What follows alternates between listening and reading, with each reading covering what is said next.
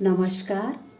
मैं प्रोफेसर मीना श्रीवास्तव, शासकीय कमला राजा कन्या स्नातकोत्तर स्वशासी महाविद्यालय में इतिहास विषय की प्राध्यापक एवं विभाग अध्यक्ष हूँ।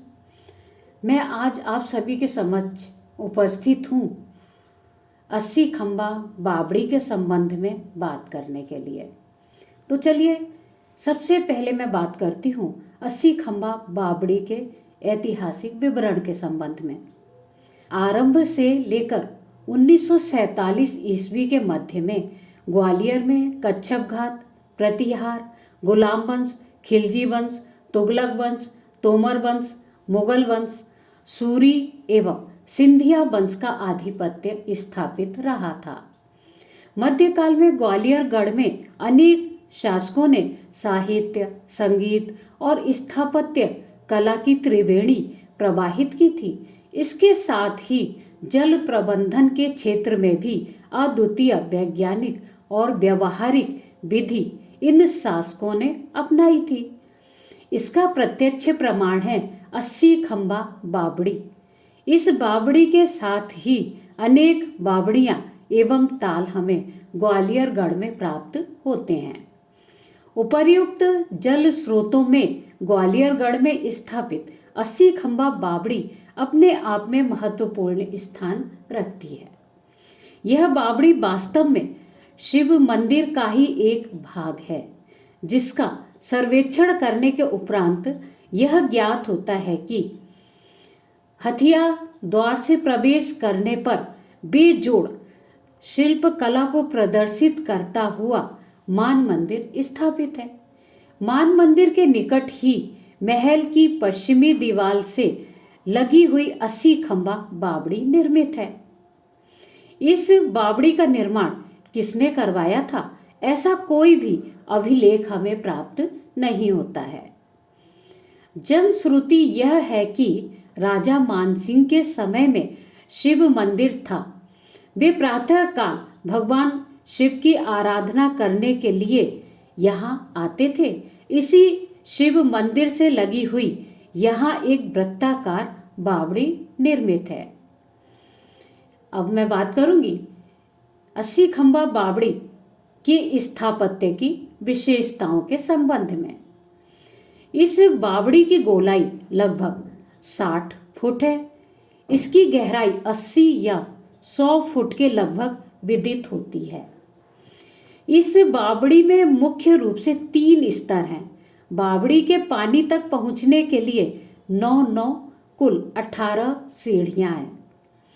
नीचे पानी तक पहुंचने के लिए इतनी ही और भी सीढ़ियां हैं।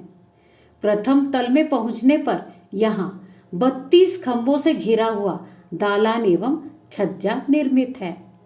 ये स्तंभ या खंभे लगभग 22 फुट लंबे हैं। मध्य भाग में 2 द्वार हैं। इन द्वारों में निर्मित सीढ़ियों से नीचे तक पहुंचा जा सकता है। तृतीय तल में 2 द्वार हैं। इन द्वारों तक बावड़ी में आज भी पानी लबालब भरा हुआ है, जिसे हमने स्वयं देखा है। ग्वालियर दुर्ग के इतिहास नामक पुस्तक में यह उल्लेख प्राप्त होता है कि मान मंदिर के लिए इस बावड़ी से जल पूर्ति होती थी। बावड़ी के सभी द्वारों की ऊंचाई लगभग 20 फुट और चौड़ाई लगभग 6 फुट है। 80 फुट की गहराई के बाद पानी भरा हुआ है। कमल की पंखुड़ियों की आकृति से आवृत गोल खंभों के ऊपरी भाग में शिल्पांकन द्रष्टव्य है। बावड़ी शिलाखंडों से बनाई गई है। बावड़ी के 3 तरफ लगभग 8 फुट ऊंची दीवार निर्मित है।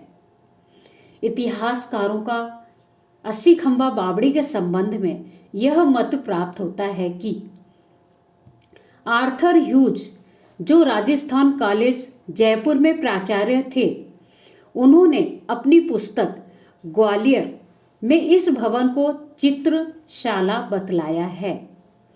लाल बहादुर सिंह, जो कि पुरातत्व विभाग में हैं, उनके अनुसार 80 खंबा बावड़ी के पास उत्तरी भाग में बावड़ी से जुड़ा हुआ स्तंभों पर आधारित एक विशाल भवन है, जो आजकल रहीम दाद का मदरसा के नाम से प्रसिद्ध है। 27 सितंबर 1528 ईस्वी को बाबर ने ग्वालियर दुर्ग के भवनों का निरीक्षण किया था। बाबर ने बाबरनामा में लिखा है कि मानसिंह और विक्रमादित्य के भवनों की सैर करने के उपरांत हम लोग रहीम दाद द्वारा तैयार कराए गए मदरसे में पहुंचे।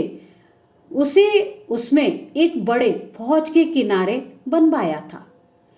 प्रसिद्ध इतिहासकार और साहित्यकार डॉक्टर हरिहर निवास द्विवेदी के अनुसार मान मंदिर के सामने बाईं ओर कोई बहुत बड़ा मंदिर था।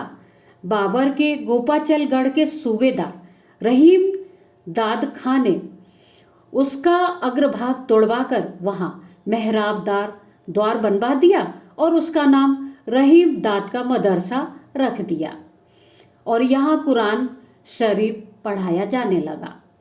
यह मंदिर संभवतः डूंगरेंद्र सिंह तोमर के समय में बना था। बाबर ने जिस हौज का वर्णन किया है वह हौज नहीं बावड़ी है।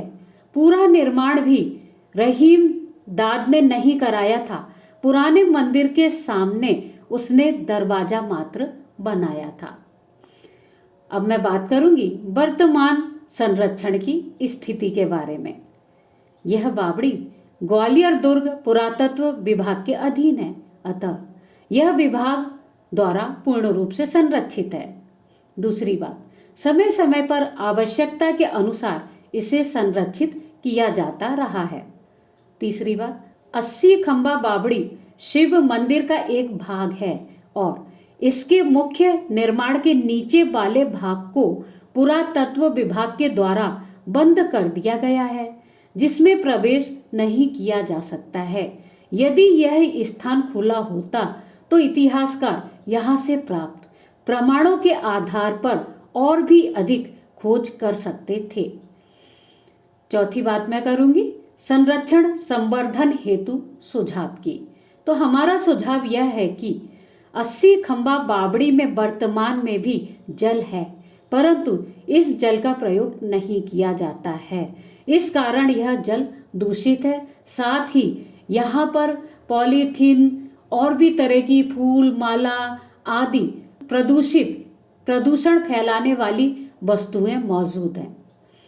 पुरातत्व विभाग को इसके लिए प्रयास करने चाहिए ताकि जल संरक्षण की समस्या निवारण में भी सुधार हो सके। यहाँ के पुराने शिव मंदिर के स्तंभों में निर्मित कलाकृतियां संरक्षण के प्रयोग से मूल स्वरूप में रहें, इसके लिए भी निरंतर प्रयास होते रहने चाहिए। अंत में निष्कर्ष रूप से उपर्युक्त संपूर्ण विवरण एवं प्राप्त अभिलेखों तथा 80 खंबा मंदिर एवं बावड़ी से प्राप्त प्रमाणों के आधार पर हम कह सकते हैं कि यह 80 खंबा बावड़ी नामक स्थान पूर्व में शिव मंदिर था, जिसका निर्माण तोमर शासक द्वारा किया गया था। बाबर के समय में इस मंदिर में रहीम दाद ने कुछ हेर फेर किए इस शिव मंदिर को मदरसे के रूप में परिवर्तित कर दिया। मुगल शासन काल में धार्मिक असहिष्णुता की नीति के परिणाम स्वरूप यह शिवलिंग गोपाचलगढ़ के नीचे फेंक दिया गया, जो सिंधिया काल में कोटेश्वर महादेव के भव्य मंदिर में स्थापित हो गया। वर्तमान में यहाँ अनेक श्रद्धालु आते हैं और प्रतिदिन पूजा अर्चना होती है। मेरा शोध पत्र गोपाचलगढ़ का शिव मंदिर और 80 खंबा बावड़ी आप अवश्य ही पढ़ेंगे। यह मेरा शोध पत्र पुस्तक का नाम है मध्यकालीन भारत में जल प्रबंधन, जिसके संपादक हैं प्रोफेसर डॉक्टर विनय श्रीवास्तव जी, जो कि शासकीय छत्रसाल कला महाविद्यालय पन्ना में पदस्थ हैं। तो इस पुस्तक में आप अवश्य ही पढ़िएगा। धन्यवाद।